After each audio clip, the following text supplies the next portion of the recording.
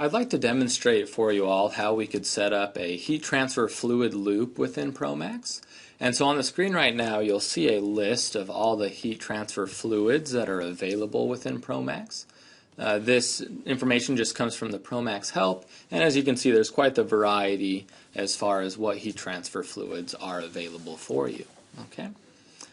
Now if I put that list away, we'll see here in the simulation, in this example, I'm using an amine system, and we have our reboiler that we want to run off of this heat transfer fluid, this hot oil that we're using. Okay, and so we're going to model that loop on a second flow sheet. You'll see down here I have two flow sheets, and let me come over to my heat transfer fluid loop.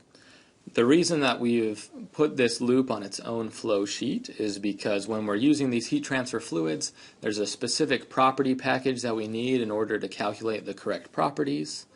And so we're going to have this on its own flow sheet where we can use that property package in our environment rather than using the amine or normal Pang-Robinson or any other package. So let's go ahead and look at that environment. Okay, so as mentioned, the environment for this flow sheet is going to use a very specific package. You can see here that we have two packages available for our heat transfer fluids. Either package will work great, and so I've just chosen the SRK version in this case. On the Components tab, I already have an oil chosen here, but again we could come down to our heat transfer fluids and look at that entire list of available options. Okay, so now on the flow sheet itself, let's go ahead and specify things out.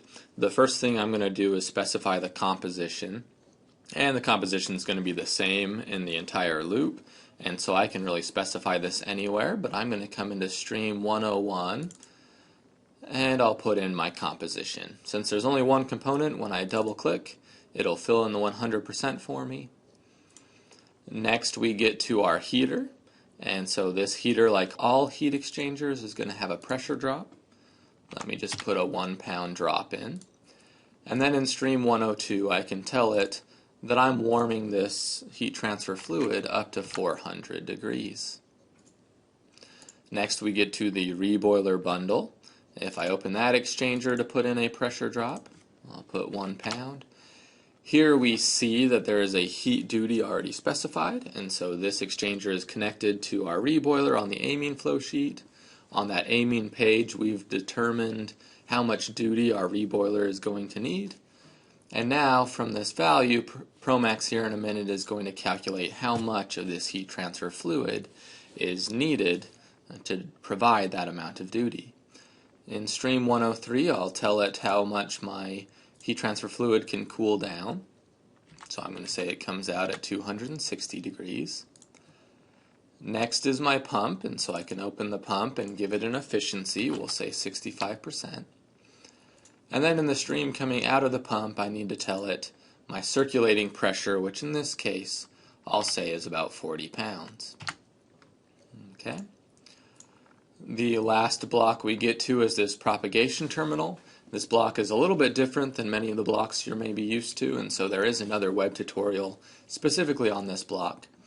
But inside the block I'm going to tell it that I want to propagate the pressure and temperature through this block. Okay, I don't need to propagate the composition or the flow rate since those are going to be the same for the entire loop.